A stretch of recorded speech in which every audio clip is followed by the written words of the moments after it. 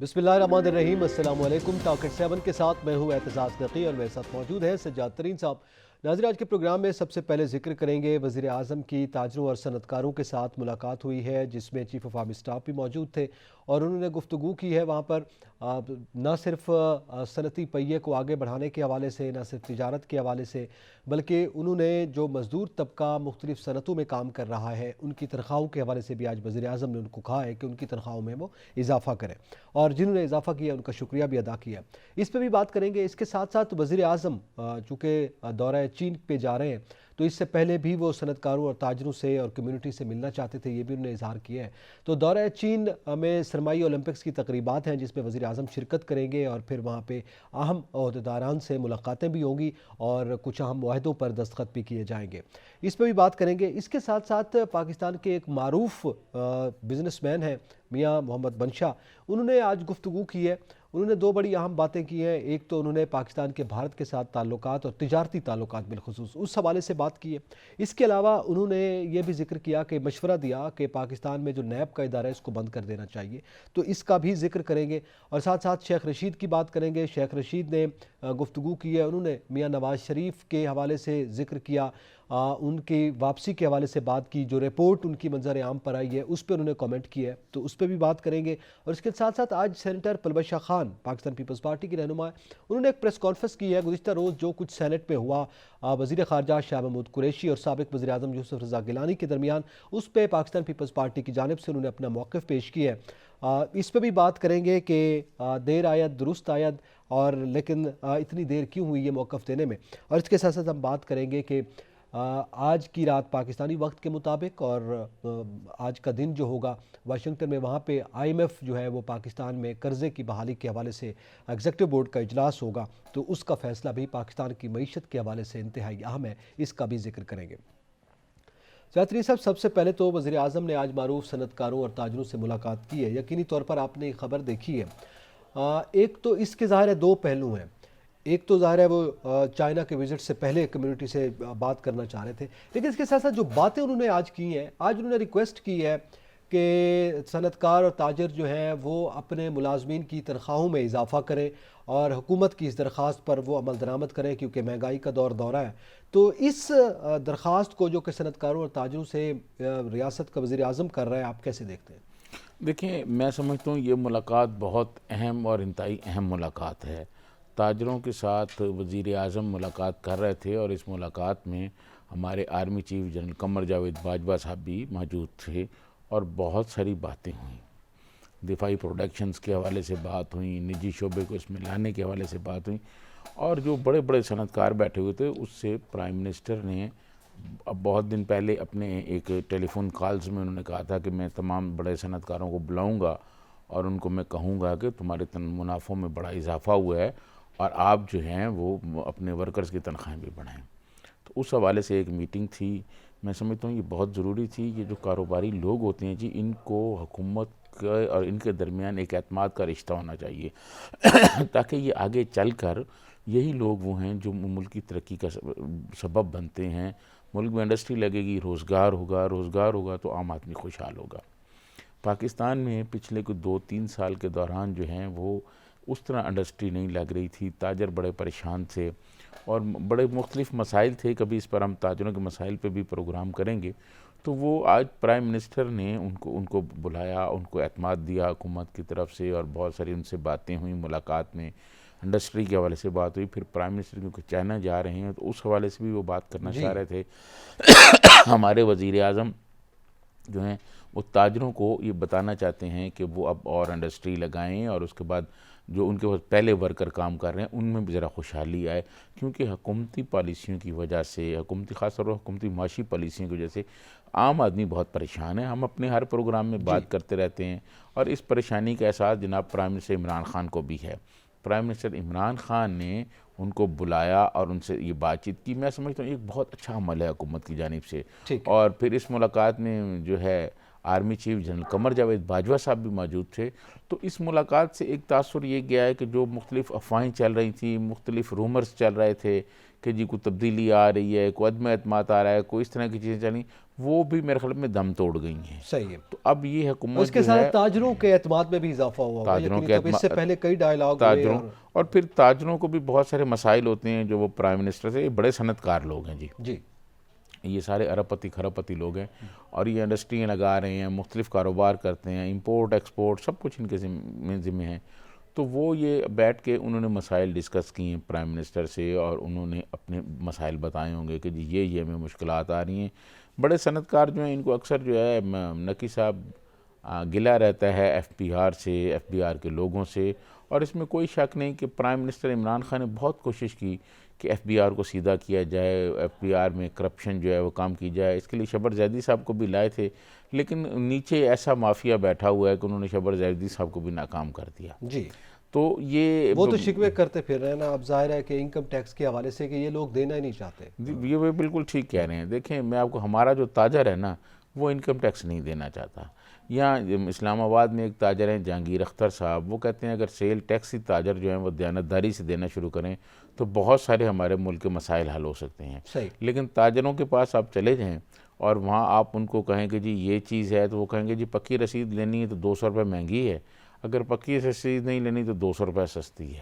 وہ لوگوں سے ٹیکس وصول کرتے ہیں اور آگے نہیں دیتے. تو یہ ایک پرائم منسٹر نے اس پہ کام شروع کر دیا ہے. اسی حوالے سے ان کو بلایا ہے. اور اس میں جو سب سے عام آدمی کے لیے اچھی اور خوشخبری ہے، وہ پرائم منسٹر نے خود ان سے ریکویسٹ کی ہے کہ آپ نے مجھ سے سوال بھی پوچھا تھا کہ عام ورکر جو ہے، کیونکہ مہنگائی کا براہ راست جو اثر ہے وہ عام آدمی پر، عام مزدور اور عام محنت کش پہ پڑتا ہے.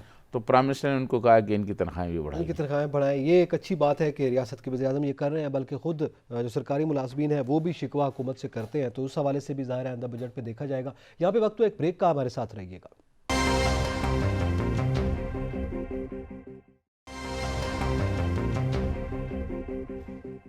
ویلکم بیک ناظرین. ذکر کریں گے وزیر اعظم کے دورہ چین کے حوالے سے.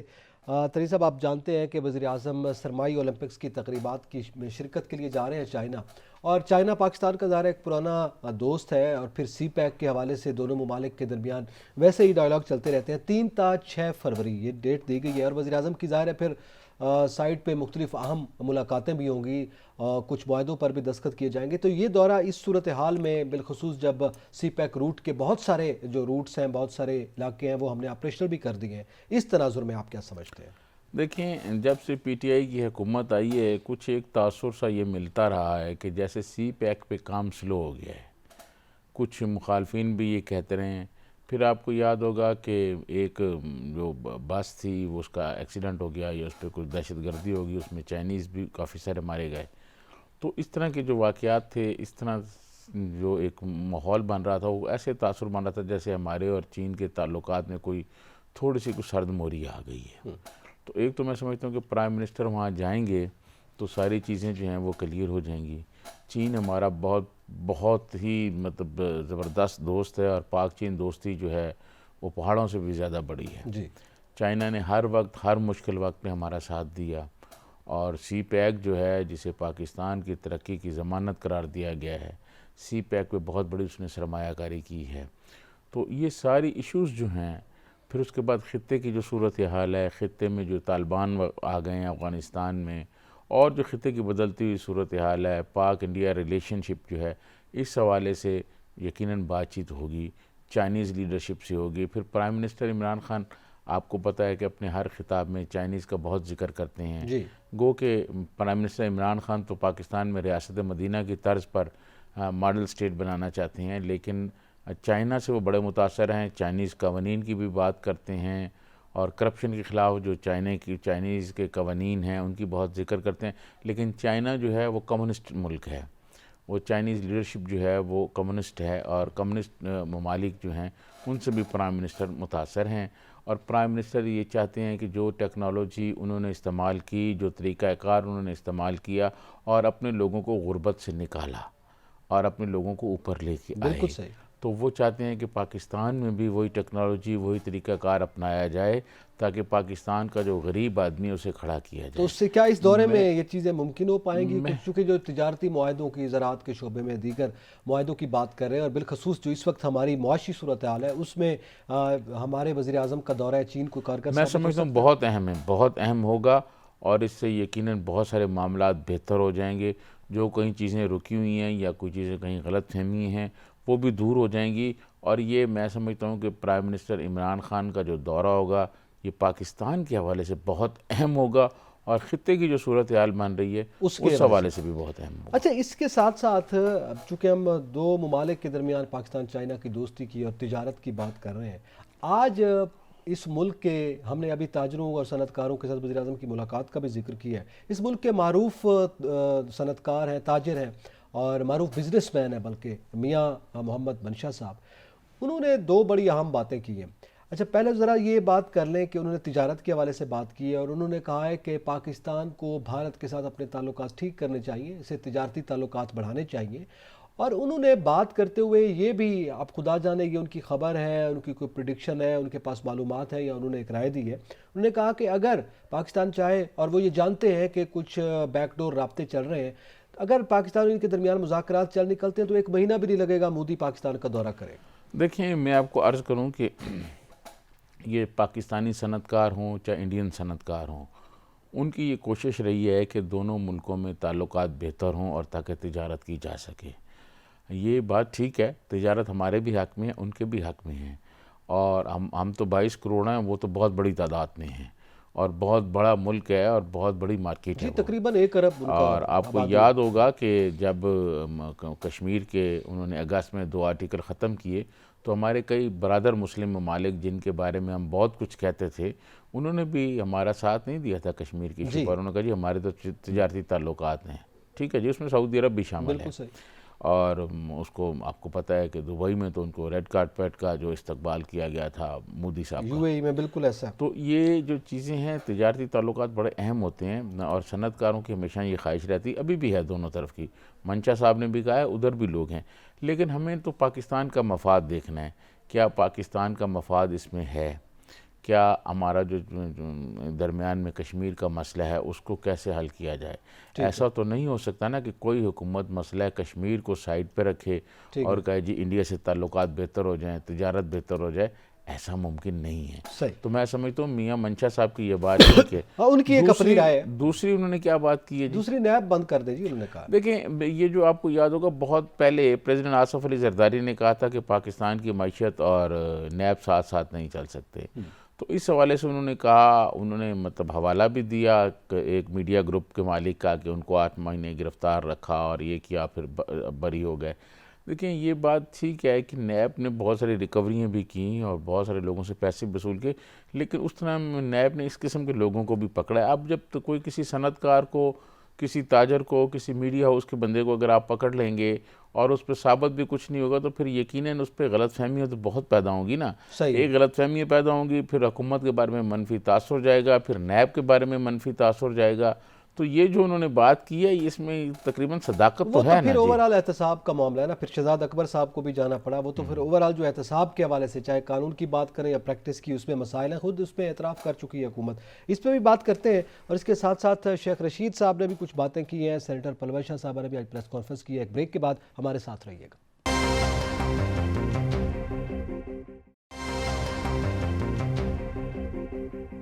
ویلکم بیک ناظرین. اب ذکر کریں گے کہ گزشتہ روز سینٹ میں جو کچھ ہوا. ملتان کے دونوں مخدوم آمنے سامنے ہوئے. وزیر خارجہ شاہ محمود قریشی نے کچھ ہارش ورڈز یوز کیے، اور جو ان کا رویہ تھا ان کے حوالے سے بھی ہم نے گزشتہ روز ہلکا سا ہنٹ دیا تھا. آج اس پہ بات کریں گے. گیلانی صاحب نے بھی اس پہ رسپونڈ کیے ہیں. لیکن آج پاکستان پیپلز پارٹی کی معروف رہنما ہیں سینیٹر پلوش شاہ خان صاحبہ، انہوں نے آج پریس کانفرنس کی ہے اور پیپلز پارٹی کا موقف اور اس کا جو رسپانس ہے اس پہ انہوں نے کیا ہے. تو اس پہ ذرا بات کرتے ہیں. ہمارے ساتھ لائن پر موجود ہے سینیٹر پلوش شاہ خان صاحبہ. بہت شکریہ میڈم وقت دینے کا. آپ سے ہم جاننا چاہیں گے کہ کیا وجہ ہے کہ تقریباً کم و بیش 24 گھنٹوں کے بعد پاکستان پیپلز پارٹی کی جانب سے اپنا موقف سامنے آیا اور انہوں نے رد عمل دیا؟ دیکھیں، پاکستان پیپلز پارٹی نے تو رد عمل جو ہے وہ فلور آف دا ہاؤس پہ دے دیا تھا. گیلانی صاحب نے آ کے اپنی پوزیشن جو ہے وہ ایکسپلین کر دی تھی، واضح کر دی تھی یہ آج جو آپ رد عمل دیکھ رہے تھے یہ تو جو شاہ محمود قریشی صاحب نے بدزبانی کی اس کے بعد ہم نے آج رد عمل دیا ہے، اور ہم نے اس کے محرکات بھی آپ کے سامنے رکھے ہیں، کیا وجہ ہے کہ وہ یہ سب کر رہے ہیں، اور انہوں نے پالیسی بیان کی آڑ میں آ کر یہاں جو ہے ایک میں سمجھتی ہوں انتہائی اپنے عہدے اور مرتبے سے گری ہوئی گفتگو کی۔ پروشا خان صاحبہ، آپ یہ بتائیں کہ جب یوسف رضا گیلانی پر وہ شدید تنقید کر رہے تھے تو پیپلز پارٹی کے رہنما جو ہیں وہ خاموشی سے بیٹھے رہے، آپ کے اور تنگی صاحب کے علاوہ کوئی کھڑا نہیں ہوا، کسی نے بات نہیں کی، اور نہ ہی آپ نے واک آؤٹ کیوں نہیں کیا؟ ایسے موقعوں پر تو اکثر ایسے ہوتا ہے، قومی اسمبلی میں وہ اپوزیشن واک آؤٹ کر جاتی ہے، کورم کی نشاندہی کر جاتی ہے، سینٹ میں کورم بھی پورا نہیں تھا، آپ کے تو اپنے لوگ بیٹھے رہے ہیں اور مزے سے سنتے رہے ہیں یہ ساری باتیں۔ دیکھیے سجاد صاحب، مزے سے تو کوئی بھی نہیں سنتا، کیونکہ اس میں ایسی کوئی مزیدار بات تو تھی نہیں، انتہائی بدزبانی اور بد تہذیبی وزیر خارجہ نے کی، اور یہ ضرور ہے کہ ہم نے واک آؤٹ نہیں کیا، کیونکہ شاید اگلی روز کا یہ خیال تھا کہ اگر واک آؤٹ کیا تو یہ سمجھا نہ جائے کہ ہم لوگ میدان سے بھاگ گئے ہیں، لیکن بہرحال ہمیں یہ امید تھی کہ ہمیں چیئرمین سینٹ جو ہے وہ جواب دینے کا اختیار دیں گے، لیکن چیئرمین سینٹ نے ہمیں جواب جو ہے وہ دینے سے پہلے ہی انہوں نے جو ہے اجلاس جو ہے وہ جمعے تک کے لیے آگے کر دیا، ملتوی کر دیا، تو لہٰذا اب یہ ہے کہ جمعہ بھی اب قریب ہی ہے، جواب دینے کا حق بھی ہے اور زیادتی بھی ہوئی ہے۔ دیکھیے جو ان کا ایبسنٹ ہونا یا ایبسنٹ رہنا اس پر آپ تنقید کیجئے، آپ کر سکتے ہیں، لیکن ذاتیات کو بیچ میں گھسیٹ لانا اور اپنی جو سیاست ہے اس کو سامنے کر کے، جو آپ کی ضلع کی سیاست ہے، ملتان کی سیاست ہے، اس کو سامنے رکھ کر جو ہے آپ اعلی کار بن جائے حکومت کے، اور وہ آپ کی زبان جو ہے اس کو کرائے پہ لے لیں، تو یہ مناسب نہیں ہے، اور یہ ہوگا بھی نہیں، کیونکہ اگر اس طرح ہوا تو پھر اگر ایک دوسرے کی عزتیں ہی تار کرنی ہے تو پھر اس اجلاس میں جو ہے اس ایوان میں کس کی عزت پھر بچے گی؟ لیکن یہ ہم نے کوشش کی ہے کہ ہم یہ ڈیوائڈ ریس کو ختم کریں، اور اگر یہ کوئی سمجھتی ہے حکومت کہ ان کی زبان کو وہ کرائے پہ لے کر دوسروں سے بدزبانی کرائیں گے اور دوسرے سنیں گے، تو میرے خیال میں یہ ان کی غلط فہمی ہے، تو بدزبانی کا جو ایک جواب ہے وہ تو بدزبانی ہی بنتا ہے۔ پلوشا خان صاحبہ، یہ جو الفاظ کا چناؤ ہے شاہ محمود قریشی صاحب کا، یہ آخر کیا وجہ ہے کہ انہوں نے ایسے الفاظ کا چناؤ کیا ہے جس سے گیلانی صاحب کی بہت توہین ہوئی ہے، اور پیپلز پارٹی آپ کہتے ہیں جی واک آؤٹ نہیں کیا، واک آؤٹ کر دیتے تو ساری کاروائی رک جانی تھی، بریک ہو جانی تھی، کیونکہ کورم پورا نہیں تھا۔ دیکھیے ایک طریقہ ہو سکتا ہے کہ واک آؤٹ کر جاتے، لیکن ایک یہ بھی طریقہ شاید انہوں نے اپنی دانش میں بہتر سمجھا کہ ان کی بات سنی جائے اور اس کا جواب دیا جائے، کیونکہ شاید اس وقت واک کرنا جو ہے وہ میدان سے بھاگنے کے مترادف ہوتا۔ البتہ آپ کی بات بھی صحیح ہے کہ یہ بھی ایک بالکل طریقہ تھا ان کو بریک مارنے کا، کیونکہ وہ جس بھی موڈ میں آئے تھے وہ کسی کی ایما پہ آئے تھے اور کسی کے کہنے پہ آ کے وہ یہ سب بدتمیزی کر رہے تھے۔ اور انہوں نے سب سے جو افسوسناک بات ہے کہ انہوں نے کہا کہ میں پالیسی بیان، جو ہمیں چیئرمین سینٹ نے کہا، آپ نے بھی سنا ہوگا کہ شاہ محمود صاحب پالیسی بیان دینے آئے، لیکن یہ کیا پالیسی بیان تھا کہ باقی جو تمام چیلنجز اس وقت ہمیں درپیش ہیں ان پہ تو خاموش رہا جائے، مگر کسی کی بدتمیزی اور بد تہذیبی کے لیے آپ جو ہے استعمال ہو جائیں۔ آخر شاہ محمود قریشی صاحب بھی جو ہے اس ملک میں کوئی بڑے عہدوں پر رہے ہیں، اور کیا انہیں خود یہ بات ریب دیتی ہے کہ وہ اس طریقے سے آئیں اور اپنی بھی عہدے کی تذلیل کریں اور اپنی بھی تذلیل کریں؟ جب وہ دنیا میں جائیں گے ویسے ہی ہمارے پاس منہ دکھانے کو کچھ اتنا نہیں ہے، تو یہ کیا کہیں گے کہ یہ فورن منسٹر جو ہے، جو بڑا ایک بردبار عہدہ ہے، اس کی یہ زبان ہے اور وہ اس کام کے لیے استعمال ہو رہا ہے، اور بجائے کہ وہ اپنے جو ان جس چیز کے لیے وہ اکاؤنٹیبل ہیں اپنی وزارت کے جواب دیں، وہ آ کر جو ہے مراد سعید یا وہ حکومت کے کسی اس ٹائپ کے بد زبان مشیر کا جو ہے کردار ادا کرتی پلوشہ خان صاحبہ، گیلانی صاحب کی جو غیر حاضری ہے، اس پر پارٹی کے اندر بھی بہت تنقید ہوئی ہے، اور پارٹی کے کچھ لوگوں نے تو میڈیا پہ آ کے کہا ہے کہ ان کو آنا چاہیے تھا۔ اس پر بھی پارٹی نے غور کیا ہے کہ اپنے لوگ کیوں تنقید کا نشانہ بنا رہے ہیں ان کو؟ کیا؟ سوری دوبارہ سے کہیے گا۔ یوسف رضا گیلانی صاحب کی جو اس دن سینٹ میں غیر حاضری رہی، اس پر پیپلز پارٹی کے اپنے لوگ میڈیا پہ آ کے ان پر تنقید کرتے رہے ہیں کہ گیلانی صاحب کو آنا چاہیے تھا۔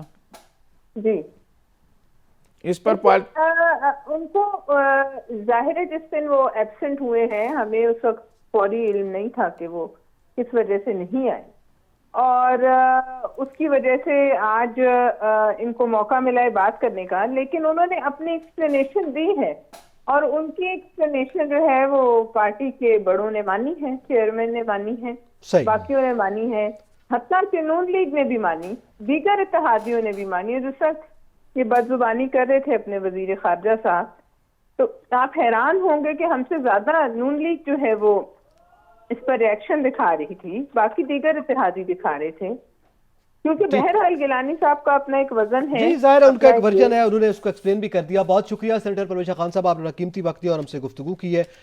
چادری صاحب، چونکہ پروگرام کا وقت تو اپنے اختتام کو پہنچا، لیکن جاتے جاتے میں ایک تو یہ بات واضح ہو گئی جو سینٹ میں جو کچھ ہوا، میں جاتے جاتے آپ سے یہ جاننا چاہوں گا کہ آج رات کو جو معاملہ ہونا ہے IMF میں ایگزیکٹو بورڈ کے حوالے سے، اس پہ بھی ایک کامنٹ کر دیجئے گا۔ یہ پاکستان کی معیشت کے لیے بڑا میں سمجھتا ہوں IMF سے ہمیں قرضہ مل جائے گا، اور جو انہوں نے کہا ہم نے وہ سینٹ سے بھی پاس کرا لیا بل، اسمبلی سے بھی کرا لیا، جو انہوں نے نیشنل بینک کا کہا تھا وہ بھی کرا لیا۔ اب ہمیں پیسے تو مل جائیں گے، لیکن یہ یقین ہے مل جائیں گے، لیکن اب حکومت کی ذمہ داری اور پرائم منسٹر عمران خان کی ذمہ داری ہے کہ وہ غریبوں پر جو مہنگائی کا بوجھ ہے اس کو کسی طرح روکیں۔ یعنی ان سخت کنڈیشن کے باوجود بھی یہ کہا جا رہا ہے کہ اگر یہ بحالی ہو جاتی ہے تو پھر ہمیں $1 ارب جو ہے وہ فوری طور پر IMF دے گا۔ تو کیا وہ اس 1 ارب سے پھر آپ سمجھتے ہیں کہ غریبوں کو فائدہ ہوگا جو آج وہ تاجروں کو کہہ رہے تھے؟ میں سمجھتا ہوں کہ کم از کم غریبوں کے لیے جو ہے نا وہ کچھ نہ کچھ ایسے معاشی پالیسیاں بنائی جائیں کہ مہنگائی کا بوجھ ان پر کم ہو۔ اسی کے ساتھ ہی اعتزاز ذکیر سے جاتے رہنے کی اجازت دیجیے۔ اللہ حافظ۔